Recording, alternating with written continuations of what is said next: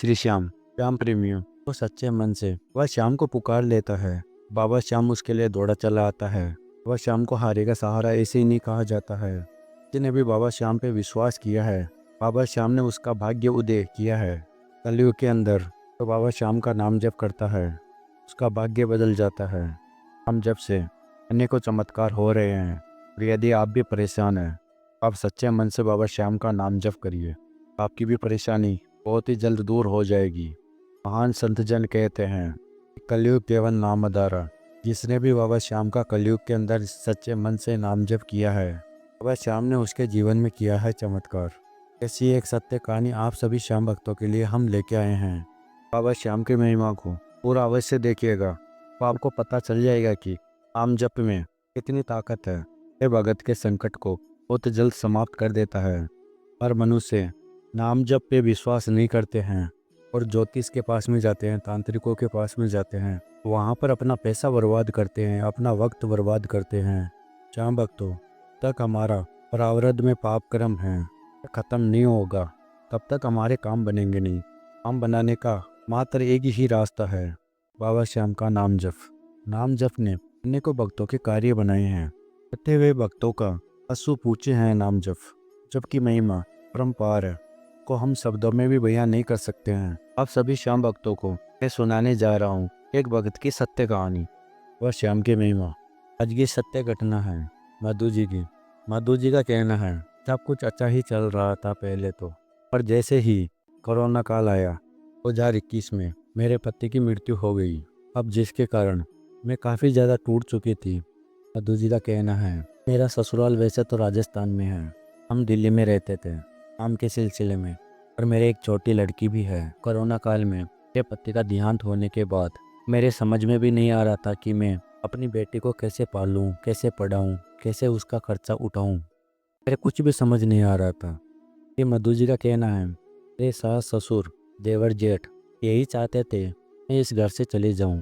अब इस घर में मेरा कुछ भी नहीं है। इनके दिमाग में बस यही चल रहा था कि इसको प्रॉपर्टी में से हिस्सा बिल्कुल ही ना देना पड़े।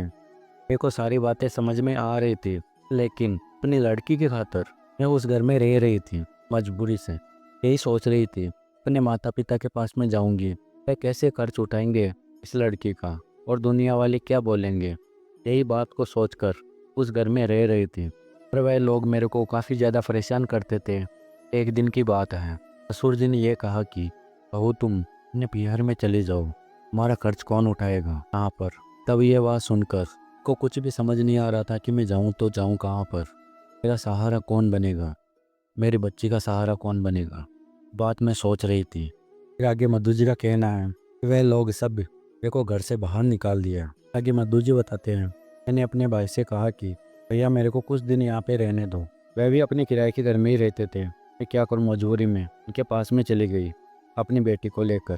मैंने अपने भाई से कहा कि यहाँ पे रहकर कुछ नौकरी कर लूँगी, अपनी बेटी को पढ़ाऊँगी।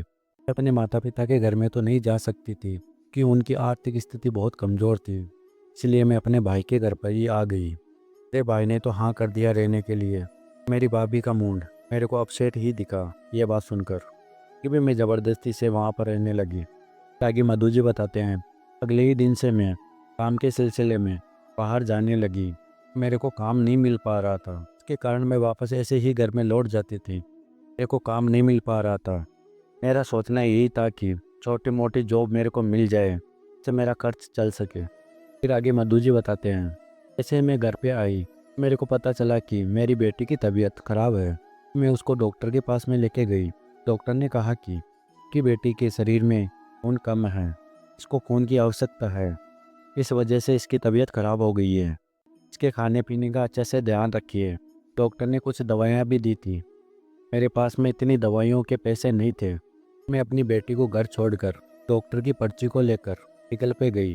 आगे मेडिकल वाला बोलता है कि मेरी दवाइयों का खर्च तो 500 रुपये। फिर आगे मधु जी बताते हैं, मेरे पास तो सिर्फ 200 रुपये ही थे। मैं मेडिकल वाले से बोली कि पास 200 रुपये हैं, 300 रुपये बाकी रख लो, मैं वापस दे दूंगी अभी आकर। पर लेकिन मेडिकल वाला मना कर देता है। वह बोलता है कि मैं को दवाई उधार नहीं दे सकता, वो पूरे पैसे देने होंगे। मुझे समझ में नहीं आ रहा था कि मैं दवाई कैसे लूँ पूरी, इतने पैसे हैं ही नहीं मेरे पास। फिर वह पर्ची दुकान से लेकर अपने घर की तरफ जाने लगती हूँ। फिर वहाँ पर ही बंद दुकान की सीढ़ियों में बैठकर वहाँ पर अपने भाग्य को मैं दोस्त देने लगी। प्रभु से यही बात बोलने लगी कि हे प्रभु, आपने मेरी किस्मत में क्या लिखा है, इतना दुख क्यों लिखा है प्रभु, उसको कैसे सहूँ। आप ही मेरा मार्गदर्शन कीजिए, मेरे को रास्ता दिखाइए कि मैं दवाइयाँ कैसे लूँ अपनी बेटी के लिए। आगे मधु जी बताते हैं, मेरे को रोते हुए दिनों की आवाज़ सुनाई दी। ऐसी ही गली में मैं वहाँ पर जाने लगी। वहाँ पर देखा कि बाबा श्याम का भजन चल रहा था, बाबा श्याम का जागरण हो रहा था। वहाँ पर जाके मैं बैठ जाती हूँ। वहाँ पर जाकर देखती हूँ कि खाटू श्याम बाबा की मूर्ति वहाँ पर लगी हुई है। वहाँ पर जाकर मैं बाबा के समक्ष रोने लगती हूँ। फिर आगे मधु जी बताते हैं, भजन सुनते सुनते मैं तो भी भूल जाती हूँ कि मैं दवाई लेने के लिए आई हूँ। इतना बाबा श्याम के भजनों में मैं खो गई थी। सब हारे के सहारे की जय जयकार लगा रहे थे। भजन कीर्तन में मगन होकर सब बाबा की प्रशंसा सुना रहे थे। मेरे को बैठे बैठे अब घंटों बीत गए, मेरे को पता भी नहीं चला। आगे मधु जी बताते हैं कि कीर्तन खत्म हो गया था, फिर बाबा श्याम का प्रसाद बांट रहे थे। फिर मैंने भी वह प्रसाद लिया। फिर वह प्रसाद लेकर बाबा श्याम की प्रतिमा की तरफ मैं गई। बाबा श्याम को अपनी बेटी के बारे में सब कुछ बताया। वहाँ पर रोने लगी। तब वहाँ से बाहर निकल रही थी, दवाई की याद आई। वहाँ पर हाथ में पर्चा देखा, तो मेरे पास में जो 200 रुपये थे वह भी बाबा के चरणों में गिर गए थे। फिर आगे मधु जी बताते हैं, यही सोच रहे थे कि मेरी बेटी का अब क्या होगा, इसे दवाइयाँ लेके जाऊँ अपनी बेटी के लिए। यही बात मैं सोच रही थी कि ऐसे मैं वापस मांग भी नहीं सकती हूँ कि वहाँ पर तो बहुत सारे भगत बाबा श्याम को पैसे चढ़ा रहे थे। आगे मधु जी बताते हैं कि मैं वहाँ से चलने लगी घर की तरफ। वहाँ से पीछे से किसी ने आवाज़ लगाई मेरे को। वह व्यक्ति श्याम का प्रसाद बांट रहा था। उस व्यक्ति ने कहा कि बेटी, तुम जब से आए हो तब से रोई जा रही हो, क्या बात है, क्यों परेशान हो, बताओ मेरे को। फिर मैंने अपनी बात उस व्यक्ति को बताई। बोला कि मेरे पास में 200 रुपये थे और मैं अपनी बेटी की दवाई के लिए वह पैसे लेके आई थी, और मैं बाबा श्याम के भजनों में इतनी खो गई थी कि वह पैसे मैंने बाबा श्याम के चरणों में ही छोड़ दिया। मेरे पास में पैसे है नहीं, जिसकी वजह से मैं काफ़ी परेशान हूँ। फिर उस व्यक्ति ने कहा कि बाबा श्याम का कीर्तन मैंने ही करवाया है। बाबा श्याम के दरबार से कोई निराश नहीं जाता है बेटी, तुम चिंता ना करो, तुम्हारी बेटी के लिए दवाई आ जाएगी।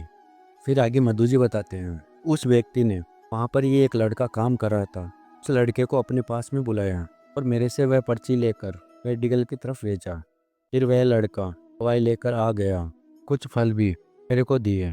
फिर मैं घर पे आ गई तो उस व्यक्ति ने कहा कि तुम कल आकर मेरे से मिलना, और श्याम की कृपा से मेरे पास में बहुत बड़ी फैक्ट्री है, वहाँ पर तुम काम कर लेना। वहाँ पर तुम्हारी जैसे बहनें काम करती है, तुम भी वहाँ पर काम कर लेना, अपनी बेटी का ख्याल रखना, ऐसा उस व्यक्ति ने कहा। और तुमको वहाँ पर काम ही मिलेगा, तो वहाँ पर रहने का इंतजाम भी तेरा हो जाएगा। यही बात सोचो कि बाबा श्याम ने तुम्हारी सुन ली है। फिर आगे मधु जी बताते हैं, यह बात सुनकर मैं काफ़ी ज़्यादा रोने लगी। फिर उस व्यक्ति ने कहा कि बेटी, तुम अब रो मत, तुम्हारी बाबा श्याम ने सुन ली है, जितना कष्ट था तुम्हारे जीवन में वह समाप्त हो चुका है, तुम्हें रोने की आवश्यकता नहीं है। फिर आगे मधु जी बताते हैं, उस व्यक्ति को इतना धन्यवाद किया मैंने, मैं घर की तरफ वापस आ गई और अगले ही दिन से मैं उस फैक्ट्री में काम करने के लिए लग गई बाबा श्याम की कृपा से। और उस फैक्ट्री के पास ही रहने के लिए जगह भी मिल गई। वहाँ पर औरतें काम करती थी, मैं भी उस औरतों में ही रहने लगी। जान पहचान भी मेरी अच्छे से हो गई और वह अब मेरी बेटी का ख्याल भी रखती थी।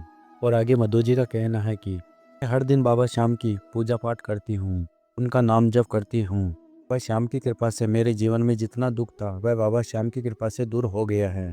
फिर जैसे ही मेरे को 6 महीने हुए वहाँ पर फैक्ट्री में काम करते हुए, तब मेरे को पता चला कि भी फैक्ट्री के जो स्टाफ हैं बस से उनको खाटू श्याम जी सबको ले जाया जा रहा है।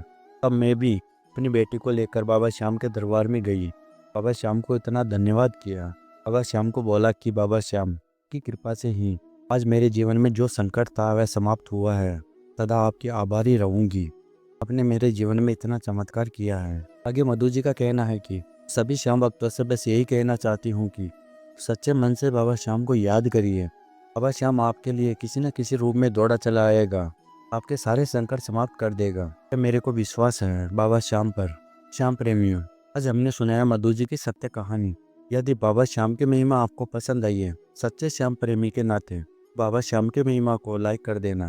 अगर आप नए आए हो इस चैनल पे, तो इस चैनल को सब्सक्राइब करके श्याम फैमिली का हिस्सा बन जाना। श्याम प्रेमी मिलते हैं अगली वीडियो में वे सत्य कहानी लेकर। बाबा श्याम की महिमा। हमारे बाबा श्याम से यही प्रार्थना है कि बाबा श्याम की कृपा आपके ऊपर और आपके परिवार के ऊपर हमेशा के लिए बनी रहे। जय श्री श्याम सभी श्याम भक्तों को।